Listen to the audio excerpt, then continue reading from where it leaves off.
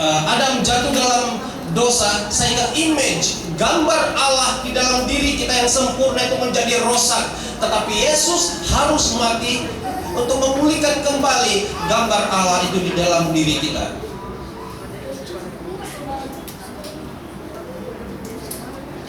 Kita katakan Yesus mati, dia bangkit pada hari yang ke, artinya Yesus mati pada hari yang keberapa? Hari Jumat. Dia bangkit pada hari Ahad. Artinya dia kalau boleh hidup. Nah, waktu saya menyajikan khotbah ini, saya berpikir, kenapa Yesus tidak ambil 5 hari atau 10 hari atau mati sejak terus hidup? Dalam pikiran saya bertanya, selama 3 hari itu Yesus pergi mana? Kamu pernah terpikir Yesus pergi mana waktu 3 hari itu di dalam kuburan? Memanglah orang bilang dia mati. Kenapa kau tanya lagi pastor? Tapi kamu tahu di sebalik 3 hari itu Yesus pergi mana? Siapa tahu? Ya? Wah, masuk neraka di kesian. Yesus yang di surga, yang tidak kenal neraka, tidak pernah merasa neraka, walaupun karena dia tahu neraka ini menyakitkan, dia sanggup masuk neraka untuk saudara dan saya. Kamu tidak tersentuh kan? Ya? Kalau kamu ini dan saya, kita semua masuk neraka, memang di sanalah. Tidak ada lagi U-turn. Kamu masuk tempat itu, tidak ada tempat keluar, pintu keluar lagi. Tetapi Yesus masuk ke neraka, dia masuk yang paling dalam. Yang paling dalam, yang paling panas, dia masuk di sana. Dia buat apa sana? Kelihatan iblis kata supaya dia kalah sudah. Iblis paling dalam sejarah, dia paling berpesta pada waktu itu. Tapi dia lupa, pada jam detik itu jugalah disitulah runtuhnya kerajaan maut, kuasa maut. Karena Yesus masuk dalam api neraka, dia mungkin masuk ke alam lautan api itu, dia masuk menyelam paling dalam. Dia tahu, kamu tahu dia buat apa? Dia ambil, dia rampas kunci itu. Dia rampas kunci itu dan dia keluar daripada lautan api, daripada penderitaan di neraka itu, dan pada hari ketiga dia hidup. Beri kemuliaan bagi Tuhan. Haleluya. Saya mau membawa kita supaya berpikir, jangan jadi Kristen yang tidak tahu apa-apa. Jadilah Kristen yang kita tahu, kita kenal betul apa yang telah dilakukan Tuhan Yesus. Ya, dia telah mengalahkan kuasa maut. Mari kita melihat di dalam Wahyu pasal 1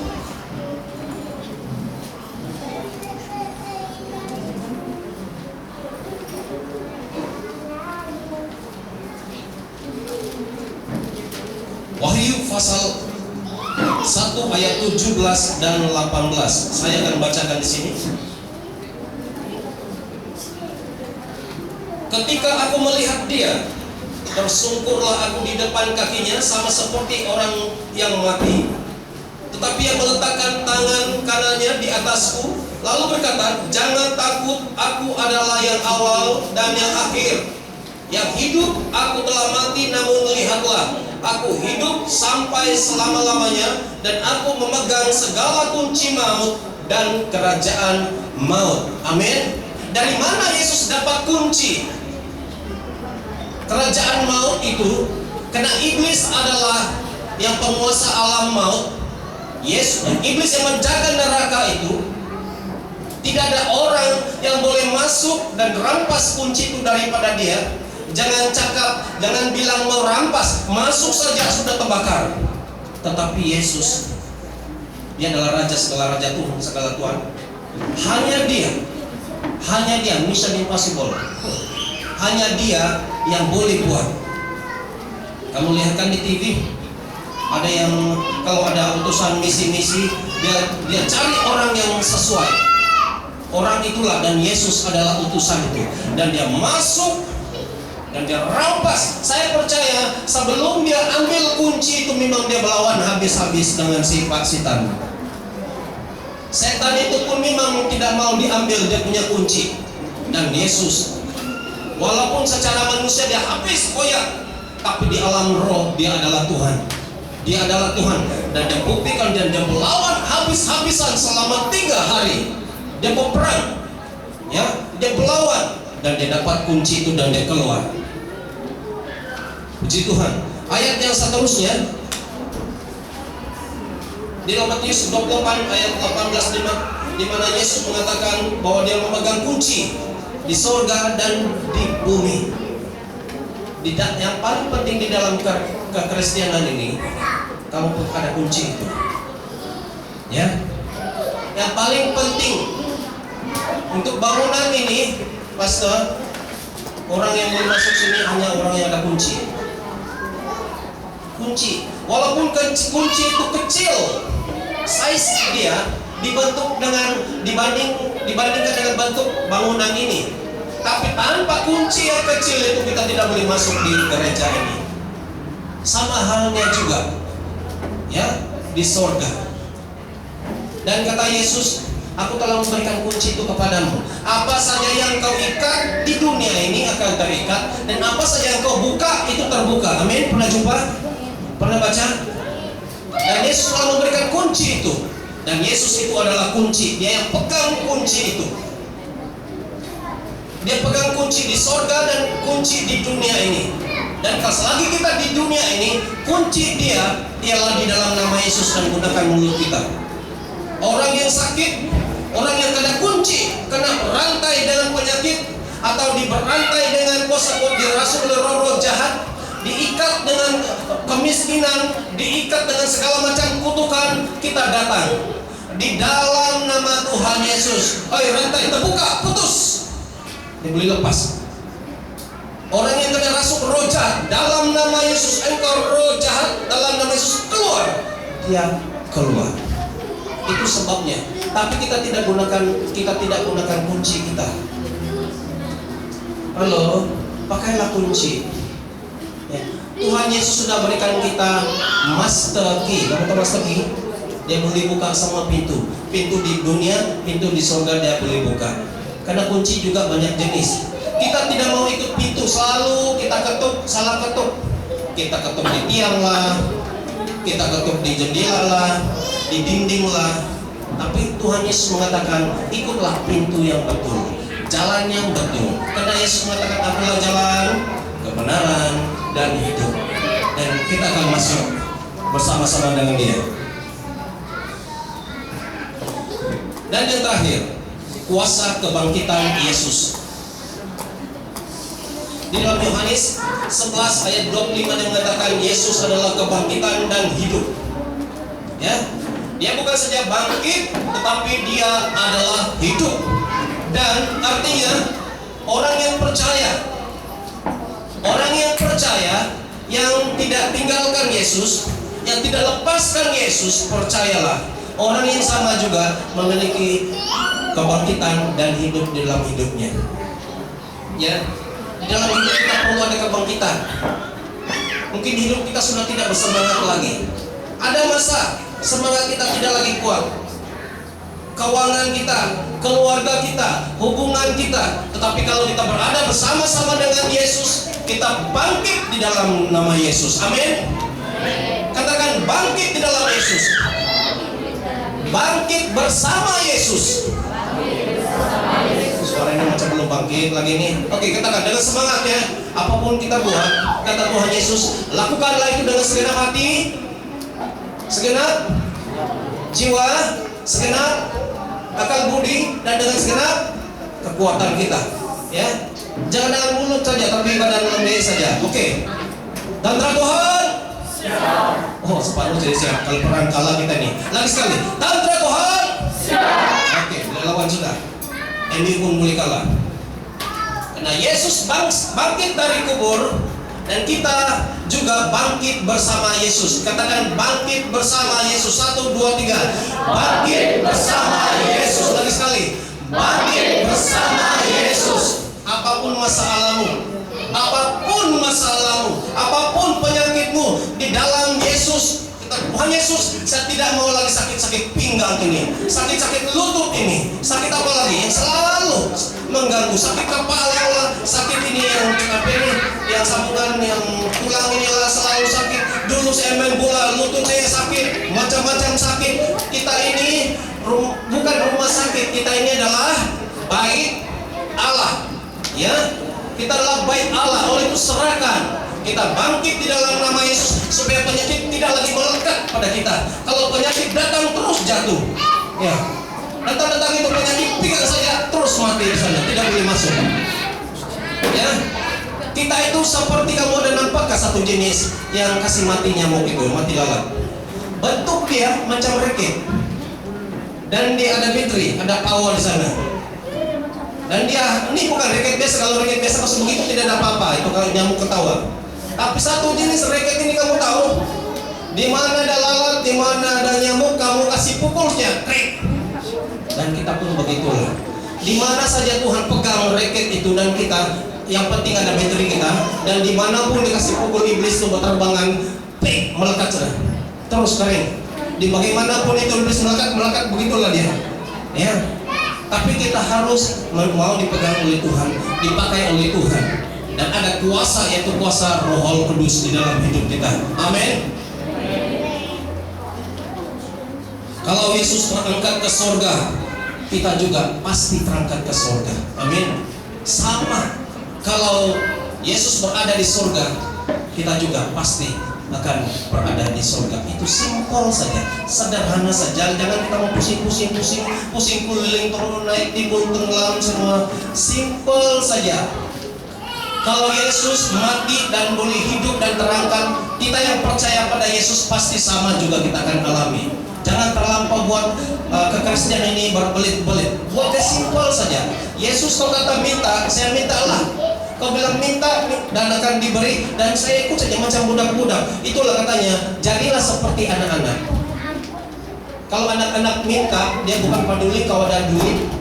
Dia bukan peduli kalau dia mau minta, dia minta itu, dia nangis-nangis. Dia duduk-duduk, bergulik-gulik, tidak perlu itu di kedai dipasarkan. Kalau dia sudah mau, dia bergulik-gulik, dia tidak peduli. Bapaknya kata tidak ada uang, dia tidak paham, dia tidak peduli, betul. Itu mainan tidak sesuai untuk kau, dia tidak peduli. Begitulah kita jadi dengan Bapa di surga. Tapi janganlah kita minta macam-macam lah. Kita pikir itu untuk keperluan kita. Bapa di surga, saya betul-betul perlukan sebuah laptop. Kata Bapa di surga, kenapa? Satu, saya mau belajar juga ini.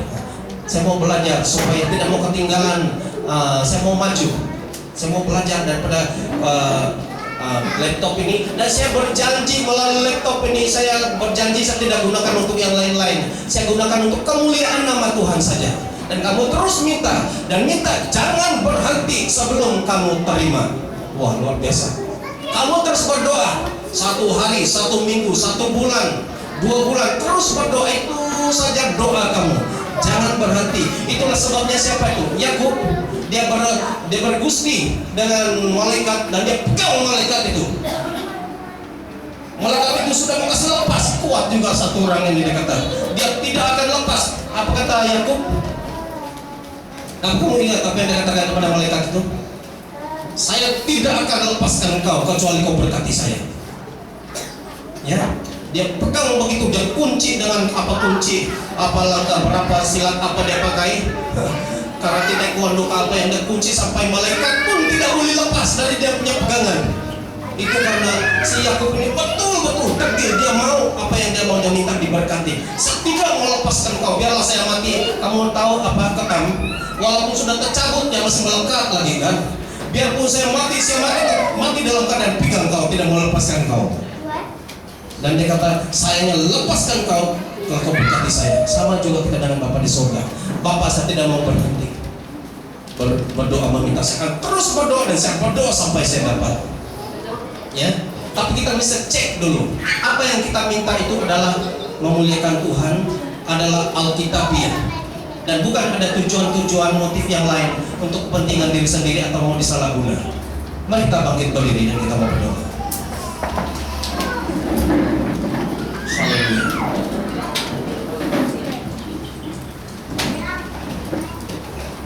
Oh, haleluya.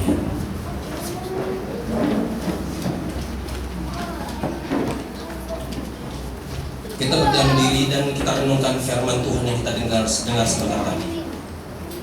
Mungkin banyak sudah yang kita dengar, ada yang kita ingat, ada yang kita tidak paham. Tapi ingat di sini bahwa Yesus telah melakukan segala-galanya untuk saudara dan saya. Dia yang maha kuasa, Dia yang maha mengetahui segala sesuatu. Dia sanggup merelakan dirinya menjadi orang bodoh hanya karena saudara dan saya. Dia sanggup melepaskan segala kekuatan dan kuasanya, dan dia diludah, ditumbuk, dicambuk, dan segala macam diucapkan dengan kata-kata yang menghina dia, menyakitkan hatinya. Tapi dia tidak pernah membalas, tidak pernah mengutuk. Semua ini dilakukan untuk saudara dan saya. Apakah yang kita dapat balas kepada Tuhan kita? Tuhan tidak memberi kita banyak. Hanya kata Tuhan, berikanlah hatimu kepadaku, serahkanlah seluruh hidupmu, percayalah kepadaku dengan segenap hati, segenap jiwa, kalbu diri, segenap kekuatanmu.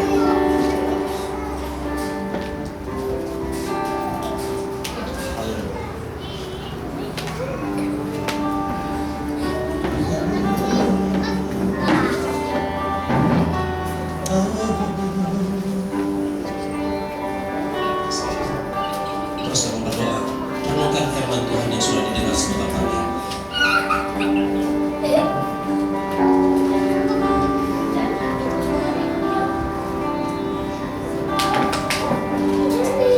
Saudara yang saya kasihi, ingat, Tuhan datang ke dunia untuk memulihkan kita. Dia mau memberkati kita. Dan ada satu lagu, dan saya juga pernah berada di tempat yang paling bawah. Saya tidak lagi mampu. Tuhan, saya katakan, saya tidak boleh meneruskan hidup ini. Saya tidak boleh meneruskan lagi pelayanan ini. Saya tidak boleh lagi menjadi seorang pastor. Tapi ada seorang kawan memberikan lagu ini. Katanya lagu ini bagus, saya diberkati dengan lagu ini. Katanya dapat lagu dari kawannya pergi ke Indonesia. Walaupun kawan ini berada di tempat yang jauh, berada di Sabah, dan saya di Johor, dan dia pasang bunyikan lagu ini, dan lagu ini sungguh menghibur saya. Walaupun keadaan saya parah, tapi ketika saya mendengar kata-kata seni kata lagu ini, melodi lagu ini, saya sungguh dikuatkan. Kita nyanyikan sama-sama lagu ini. Tiada yang seperti Engkau, benar Tuhan, begitu mengasihiku. Kau Tuhan sanggup menjawab semua seluruh doaku.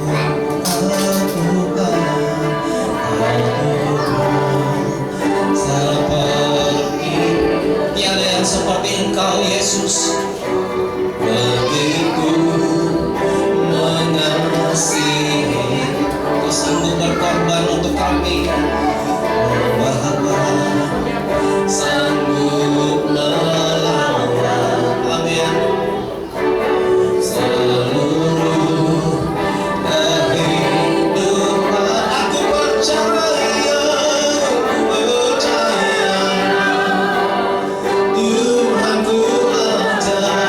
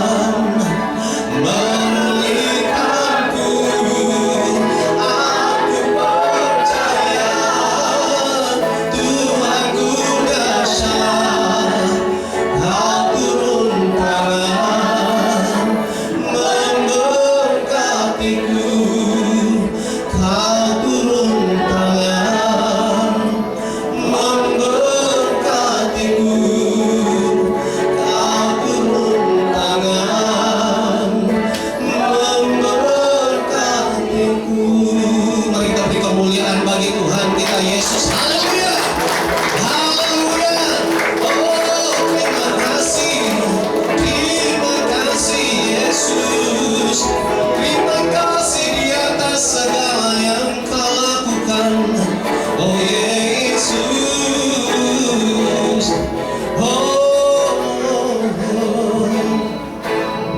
Haleluya. Haleluya. Terima kasih Bapa di surga. Roh Kudus, hamba-Mu sudah berhenti berbicara. Tapi biarlah Engkau terus berbicara di dalam hati anak-anak Tuhan. Saya tahu mereka belum puas lagi, mereka masih mau tahu lebih dalam dan lebih dalam. Dan Roh Kudus, kalau pada saat ini Engkau ingin berbicara lewat karunia nubuatan untuk anak-anak-Mu, untuk gereja ini, biarlah Tuhan, marilah Engkau berbicara Tuhan. Malah hamba-Mu hanya sekedar sebagai saluran.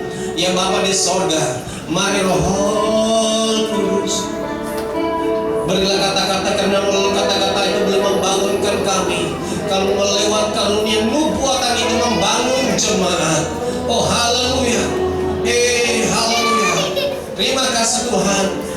Hando syara barabasa. Haleluya. Mari Roh Kudus, mari Roh Kudus berbicara.